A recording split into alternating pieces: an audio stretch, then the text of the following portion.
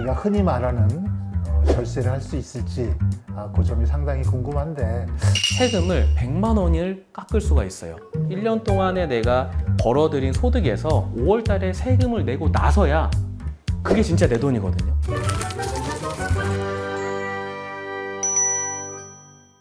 이번 시간에는 그 부가가치세랑 종합소득세에 대해서도 궁금해하시는 분들이 많아서 그 중에서도 종합소득세에 대해서 알아보는 시간을 가지겠습니다. 소개 한번 해주실게요. 서울에서 개인 택시를 운행하고 있는 이호열이라고 합니다. 반갑습니다. 네, 안녕하세요. 여러분들의 택시 드라이버 김주현 세무사입니다. 반갑습니다.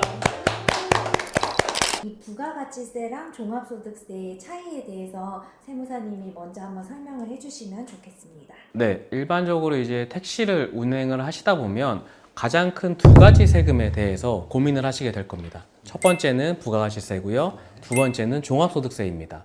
조금 편하게 말씀을 드리면 부가가치세는 매출 매입에 대한 내용을 정리하는 세금입니다.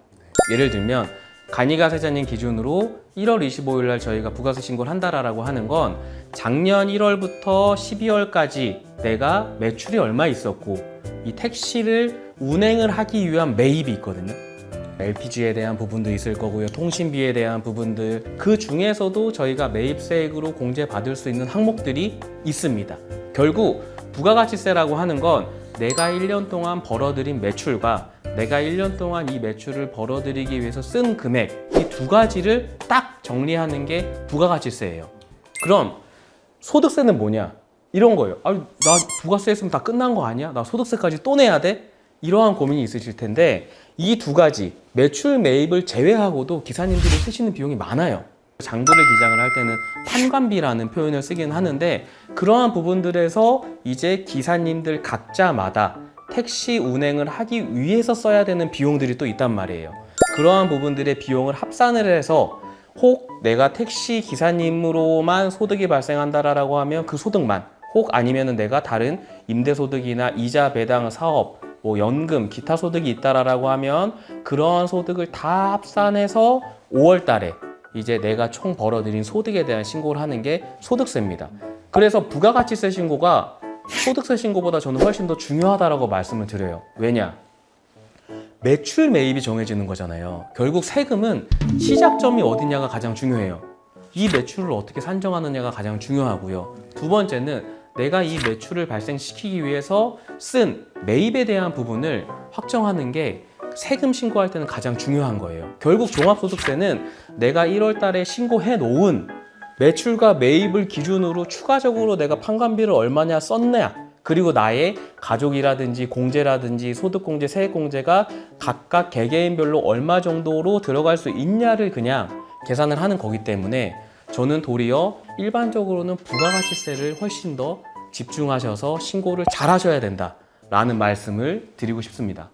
제가 그냥 직접 신고를 여태까지 하다가 세무사님 통해서 맡겼더니 제가 생각했던 부분보다가 많이 절세가 된 부분이 있었습니다. 이럴 때 그 종합소득세에 대한 어떤 서류를 제출해야 우리가 흔히 말하는 절세를 할 수 있을지 본인이 직접 계산을 하실 때와 세무사님을 통해서 계산을 했더니 절세되는 금액이 생겼다라고 하는 건 전문성에 대한 차이라고 봐주시면 좋을 것 같아요.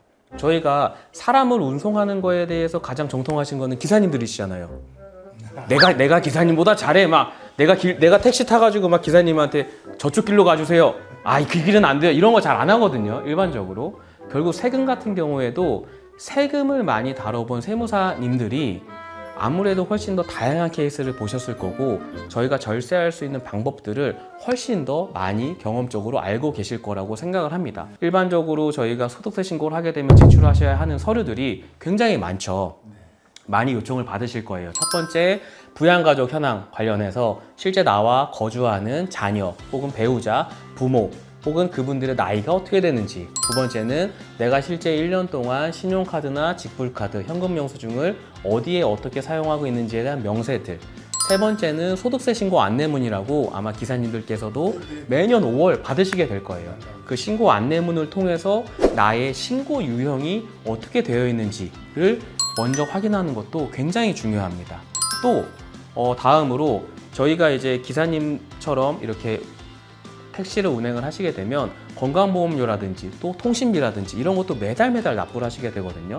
이러한 부분도 놓치지 않으셨으면 좋겠고, 또 차량이라든지 운전자 보험료, 그리고 기사님들 중에 다른 분들을 위해서 기부를 또 많이 하시는 분들도 있으세요. 그러한 분들 같은 경우에는 이러한 기부금 영수증, 또 차량을 구매를 하실 때도 저희가 실제 뭐 일시불로 구입을 하시는 분들도 계시긴 하지만 또 여러 가지 이러한 금융사를 통해서 하시는 분들도 계시다 보니 그러한 대출 이자들은 어떻게 상세하게 내역이 되어 있는지, 또 마지막으로는 자동차세를 내가 얼마만큼 내고 이렇게 하고 있는지에 대한 부분들이 가장 중요한 부분이라고 생각을 합니다. 그리고 아까 여기서 경조사비가 빠졌던 것 같은데 네. 경조사비는 그냥 그 뭐 청첩장이나 이런 거를 내면은 그 공제가 되는 건가요? 일반적으로 경조사비 관련해서는 세무사님들마다도 이견이 생기실 수가 있고 개개인마다 조금의 차이는 있어요.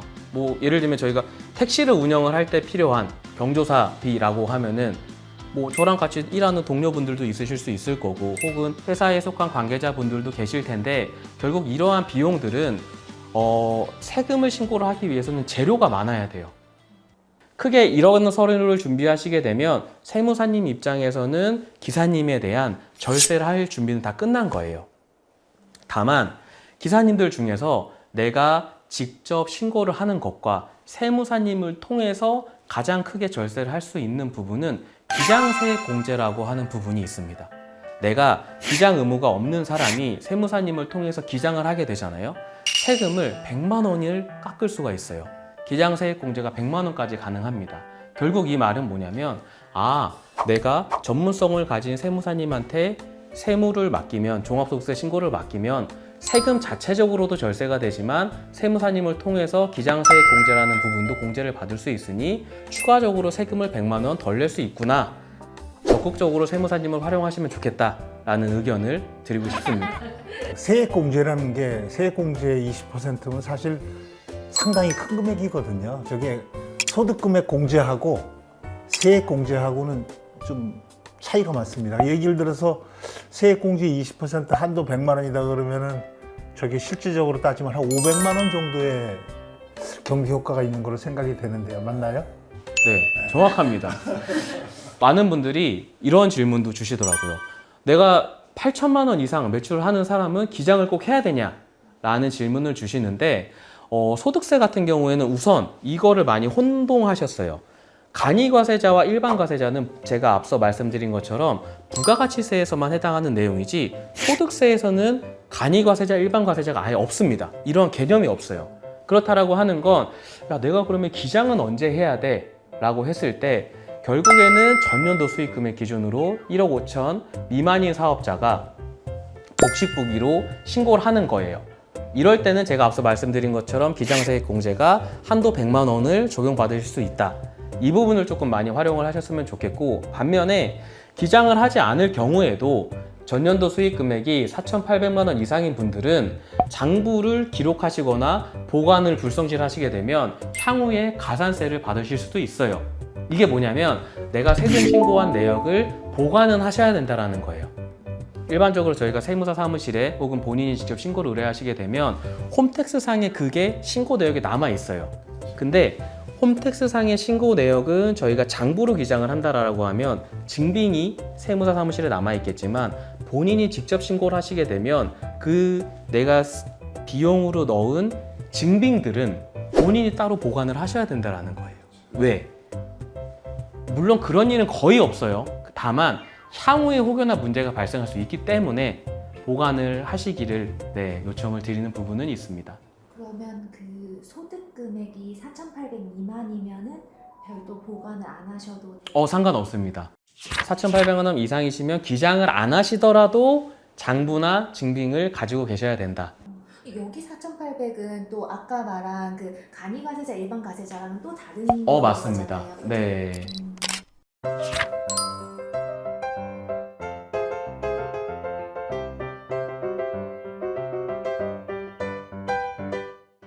택시 기사님들한테 택시 차량은 고정자산입니다.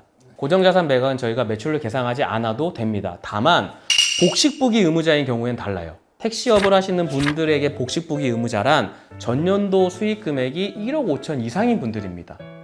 결국 일반적인 택시 기사님들께서는 중고차 매매하실 때 판매 금액을 매출로 잡으실 이유도 없고 또 소득세를 과세를 받지도 않으신다 라고 봐주시면 좋을 것 같습니다. 이 복식부기 의무자에 대한 내용은 매년 5월 달에 소득세 신고 안내문을 받으실 때 거기 명확히 기재가 되어 있습니다. 그래서 그 소득세 신고 안내문이 굉장히 중요한 거예요. 내가 전년도에 혹은 올해 내가 세금 신고를 할 때 어떤 의무자에 해당하는지에 따라서 나의 세금 신고 방법이 바뀌고요. 내가 절세할 수 있는 포인트가 다 바뀌어요. 그러다 보니까 많은 분들은 이러죠. 아니, 이 사람은 나랑 올해 똑같은 소득을 벌였는데 세금을 덜 냈대. 야, 내 세무사는 이상하네. 이러시는 분들이 실제로 있으세요. 근데 그거는 신고 의무에 대한 부분이 두 분이 다르실 가능성이 가장 높습니다. 네, 그래서 유형이 다르다는 맞습니다. 유형이 달라서. 워낙에 또 전문가셔서 잘 아세요. 네.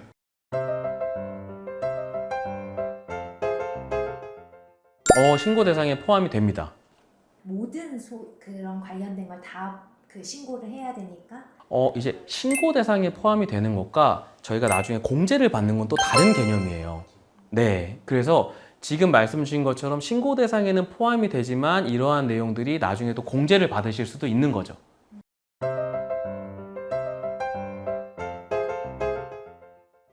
실제로 저희가 국세청에서 이제 나온 예규를 보면은 택시 요금과 통행료가 객관적으로 구분이 되면 신고 대상이 아닙니다. 네, 국세청의 입장은 그렇게 되어 있습니다. 다만 통으로 이게 택시 요금이 얼마고 통행료가 얼마인지가 구분이 되어 있지 않잖아요. 그러면 신고 대상에 포함이 됩니다.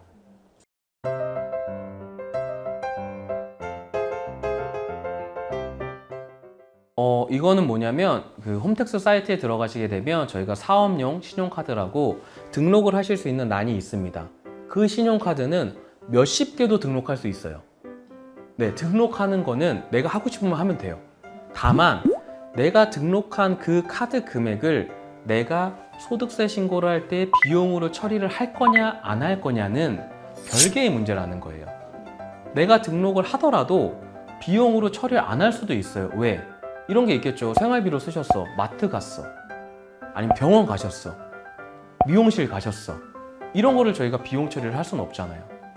네, 그렇기 때문에 저희가 홈택스 상에 카드를 등록을 하는 것과 실제 세무사님들은 그러한 카드 등록을 하시게 되면 내역을 저희가 다 보거든요. 거기에서 다 하나하나 거르죠. 결국 기장을 한다라고 하는 건 건 바이 건의 비용과 매출액에 대해서 확인을 한다라는 개념으로 생각을 해주시면 좋을 것 같습니다. 국민연금 관계에서도 그렇고 소득 공제 받는 그 부분에 대해서도 상당히 도움이 됐었던 것 같습니다.